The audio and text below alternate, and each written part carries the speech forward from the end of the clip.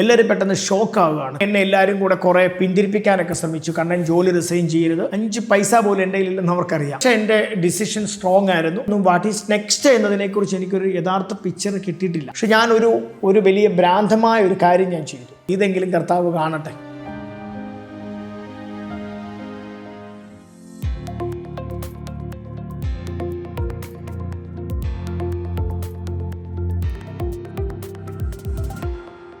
അങ്ങനെ എൻ്റെ മെയില് കോളേജിൽ സൗജി മാം റിസീവ് ചെയ്തു.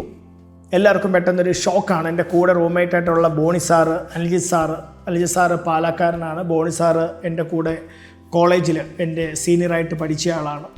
ഞങ്ങൾ കട്ടപ്പനക്കാരാണ്. എല്ലാവരും പെട്ടെന്ന് ഷോക്കാവുകയാണ്. കാരണം ഒരു ക്ലൂ ആർക്കും കൊടുക്കാതെ പെട്ടെന്ന് ഒരു മെയില് ഞാൻ അയച്ചിരിക്കുന്നു, ജോലി റിസൈൻ ചെയ്യാണെന്ന് പറഞ്ഞു. അപ്പോൾ എന്നെ സൗജി മാമും അന്നത്തെ പ്രിൻസിപ്പലായിട്ടുള്ള കുമരവേലി സാറും ഒക്കെ ഓഫീസിൽ വിളിച്ച് പറഞ്ഞ്, കണ്ണൻ നിനക്ക് നല്ല സാലറി ലഭിക്കുന്നുണ്ട്, നിനക്ക് നല്ലൊരു കരിയർ ഫ്രണ്ടിലുണ്ട്, വലിയ ഗ്രോത്ത് നിനക്കുണ്ട്, നിനക്ക് കഴിവുണ്ട്. അപ്പോൾ നീ ഒരിക്കലും 5 പൈസ പോലും എൻ്റെ കയ്യിലില്ലെന്ന് അവർക്കറിയാം. ബിസിനസ് ചെയ്യാൻ പോവുകയാണെന്ന് പറഞ്ഞുകൊണ്ട് ജോലി റിസൈൻ ചെയ്ത് പോകരുത്. അങ്ങനെ എന്നെ എല്ലാവരും കൂടെ കുറേ പിന്തിരിപ്പിക്കാനൊക്കെ ശ്രമിച്ചു. കണ്ണൻ ജോലി റിസൈൻ ചെയ്യരുത്, അത് വലിയ മണ്ടത്തരമാണ് കാണിക്കുന്നത് എന്ന് പറഞ്ഞ് എന്നെ ശരിക്കും കുറേയൊക്കെ പക്ഷേ എൻ്റെ ഡിസിഷൻ സ്ട്രോങ് ആയിരുന്നു. കാരണം എനിക്കറിയാം എന്നോട് കർത്താവ് സംസാരിച്ച് എൻ്റെ മുമ്പിൽ ഒരു പുതിയ വാതിൽ ദൈവം തുറക്കുകയാണ്. അപ്പോൾ കർത്താവ് സംസാരിച്ചൊരു പുതിയ വാതിൽ തുറക്കുമ്പം എനിക്കൊറ്റ റെസ്പോൺസിബിലിറ്റി ഉള്ളൂ, അല്ലെങ്കിൽ നമുക്കൊറ്റ റെസ്പോൺസിബിലിറ്റി ഉള്ളൂ, ആ വാതിലേക്ക് സ്റ്റെപ്പ് വെക്കുക എന്നുള്ളത്. പരിശുദ്ധാത്മാവ് നമ്മളെ എടുത്തുകൊണ്ട് ആ സ്റ്റെപ്പിൽ ഇരുത്തത്തില്ല. ബൈബിൾ എങ്ങനെ പഠിപ്പിക്കുന്നില്ല. വാതിൽ ദൈവം തുറക്കും, നീ കയറിക്കോണം. അങ്ങനെ ഞാൻ ജോലി റിസൈൻ ചെയ്തു. അപ്പോൾ എൻ്റെ സർട്ടിഫിക്കറ്റുകളൊക്കെ അവിടെയാണ്. എൻ്റെ സഹപ്രവർത്തകരൊന്നും പറഞ്ഞിട്ട് ഞാൻ കേട്ടില്ല. പക്ഷെ ഒരു വലിയ ഭ്രാന്തമായ ഒരു കാര്യം ഞാൻ ചെയ്തു. ഞാൻ പഠിപ്പിച്ചിട്ടുള്ള സ്റ്റുഡൻസിനോട് ചോദിച്ചാൽ നിങ്ങൾക്കറിയാം, ഈ വീഡിയോ അവർ കാണുമെന്നും എനിക്കറിയാം. ഞാൻ പഠിപ്പിച്ച സകല ക്ലാസ്സുകളും കയറി ഞാൻ പറഞ്ഞു, ഞാൻ റിസൈൻ ചെയ്ത് പോവുകയാണ്. ഞാൻ ഇത്രയും കാലം നിങ്ങളുടെ അധ്യാപകനായിരുന്നു, പക്ഷെ ഞാൻ ബിസിനസ് ചെയ്യാനാണ് പോകുന്നത്. പക്ഷെ ബിസിനസ് ചെയ്യാൻ പോകുമ്പോൾ എൻ്റെ 5 പൈസ ഇല്ല.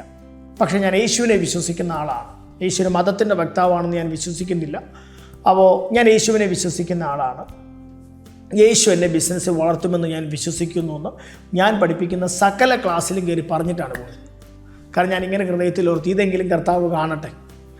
അപ്പോൾ അങ്ങനെ ജോലി റിസൈൻ ചെയ്തു. ഞാൻ വീട്ടിലേക്ക് തിരിച്ചു പോരുകയാണ്. എൻ്റെ സർട്ടിഫിക്കറ്റൊക്കെ അവിടെ ഇരിക്കുകയാണ്. കാരണം എൻ്റെ കയ്യിൽ കൊടുക്കാൻ 50,000 രൂപ ഇല്ല. അന്ന് ഞാൻ സോജി മാമിനോട് പറഞ്ഞു, സോജി മാം, ഞാൻ ബിസിനസ് ചെയ്ത് ക്യാഷൊക്കെ ഉണ്ടാക്കി കഴിയുമ്പോൾ ഞാൻ തിരിച്ച് എൻ്റെ കാറേ വന്ന് സർട്ടിഫിക്കറ്റൊക്കെ മേടിച്ചു, ഇപ്പോൾ നിങ്ങൾ വെച്ചോ. അപ്പോൾ അതിന് വേറൊരു വശം കൂടിയുണ്ട്. ഇനി ബിസിനസ് പരാജയപ്പെട്ടൊരു ജോലിക്ക് പോകാമെന്ന് വിചാരിച്ചാൽ പോലും നമുക്ക് പോകാൻ പറ്റത്തില്ല, സർട്ടിഫിക്കറ്റ് കോളേജിലാണ്. അതുമല്ല 50,000 രൂപ 2015 എന്ന് പറഞ്ഞാൽ ഇന്നത്തെ എനിക്ക് തോന്നുന്ന ഒരു 2 ലക്ഷം രൂപയോ 3 ലക്ഷം രൂപയുടെയോ ശരിക്കും വാല്യൂ വരും. അത് എന്നെക്കൊണ്ട് അഫോർഡ് ചെയ്യാൻ ഒരിക്കലും പറ്റത്തില്ല. അങ്ങനെ ഞാൻ മൂന്നാർ കാറ്ററിംഗ് കോളേജിൽ നിന്നും കർത്താവിനെ ആശ്രയിച്ച് ജോലിയൊക്കെ റിസൈൻ ചെയ്ത് ഇറങ്ങുകയാണ്. ഈ അബ്രഹാമിനെ വിളിച്ച പോലാണ് യേശു റിസൈൻ ചെയ്യാൻ എൻ്റെ ഹൃദയത്തിൽ ഒരു ആഹ്വാനം തന്നു, അല്ലെങ്കിൽ ഒരു പ്രേരണ തന്നു. ഞാനത് അനുസരിച്ചു. പിന്നെ ഞാനതങ്ങ് ചെയ്തു. അങ്ങനെ ഞാൻ അന്ന് റിസൈനൊക്കെ ചെയ്ത് 1 മാസത്തിന് ശേഷമാണ് റിസൈൻ ചെയ്യുന്നത് കേട്ടോ. എനിക്ക് നോട്ടീസ് പീരീഡ് ഉണ്ടായിരുന്നു.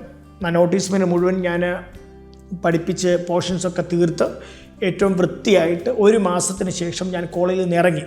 പക്ഷെ ഞാൻ ഇതിൻ്റെ ഇടയ്ക്കൊന്നും കർത്താവിനോട് സംസാരിക്കുന്നുണ്ട്, ബന്ധമുണ്ടെങ്കിലും ഇതിൻ്റെ ഇടയ്ക്കൊന്നും വാട്ട് ഈസ് നെക്സ്റ്റ് എന്നതിനെക്കുറിച്ച് എനിക്കൊരു യഥാർത്ഥ പിക്ചർ കിട്ടിയിട്ടില്ല. എനിവേ അന്നേരം കർത്താവ് സംസാരിക്കുമെന്ന് പറഞ്ഞ് ഞാൻ ജോലി ഒരു ദിവസം 1 മാസത്തിന് ശേഷം ജോലി റിസൈൻ ചെയ്ത് എനിക്ക് ഫെയർവെല്ലൊക്കെ കിട്ടി. അങ്ങനെ ഞാൻ എൻ്റെ സ്വദേശമായിട്ടുള്ള കട്ടപ്പനയിലേക്ക് വരികയാണ്.